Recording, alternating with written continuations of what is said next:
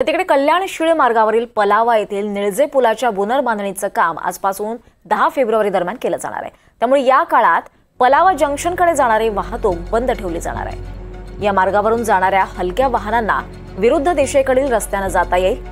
वाहन चालकांनी खोणी तळोजा मार्गाचा वापर करावा असं आवाहन वाहतूक पोलिसांनी केलं आणि याचाच आढावा घेतलाय आमचे प्रतिनिधी अमजद खान यांनी। कल्याणशील मार्गावर असलेल्या निळजे रेल्वे ओव्हरब्रिजच्या उंची वाढवण्याचे काम होणार आहे आणि या पुलाच्या उंची वाढवण्याचे काम 5 फेब्रुवारी ते 10 फेब्रुवारीपर्यंत चालणार आहे। त्यामुळे या पुलावरून वाहतूक पूर्णपणे बंद राहणार आहे। जो बाजूचा पूल आहे त्या पुलावरून वाहतूक सुरू राहणार, मात्र त्यावरून फक्त दुचाकी आणि 3 चाकी वाहनांना प्रवेश आहे। जड आणि अवजड वाहनांसाठी प्रवेशबंदी करण्यात आली आहे। यासाठी वाहतूक पोलिसांनी काही मार्ग सुचवले आहे।